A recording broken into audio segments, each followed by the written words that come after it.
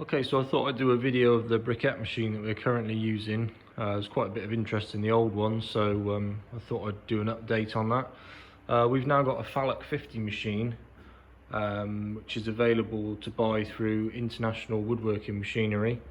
I'll put the link to them in the description below. As you can see, it's slightly bigger than the old machine, but still quite a compact footprint, which is nice. We've built that hopper sort of straight out of the extraction unit into the top of the briquette press, so that's quite nice because the whole thing's sealed, so there's no bags that can split or leak dust out, so it's a really sort of neat and tidy installation. It's got the 5-bag carousel on there, and that turns around so it automatically loads all the bags for you, which is quite nice. And probably the best thing about this machine is it runs pretty much completely unattended to, so there's no heat involved in the pressing process. It's just mechanical pressure, and once you turn it on, the machine will run until the hopper's empty and then switch itself off, so that's quite nice, not having to attend to it all the time. As you can see, it's fixed into our extraction system, and then we've got a little shredder at the other side, so all of our waste wood gets shredded and then turned into chips and pressed into briquettes, so all of our waste is in one form, one outlet, which is quite nice. To start the machine, you just press the start button.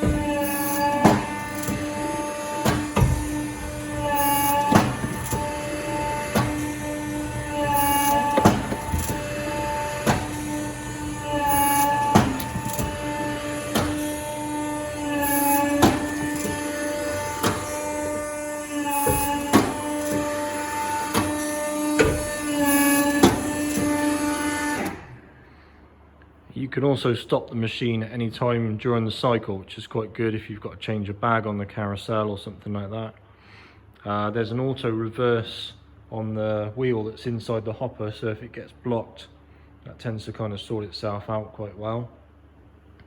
You can see what the briquettes are like there.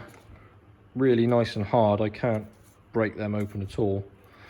And that's quite a short one, so you've got the adjustment setting just there. The cycle you can change from short to full, so I tend to run it fairly short because we find that copes best with a variation of sort of chips from the planer or fine dust from sanding, so it's quite nice being able to adjust that.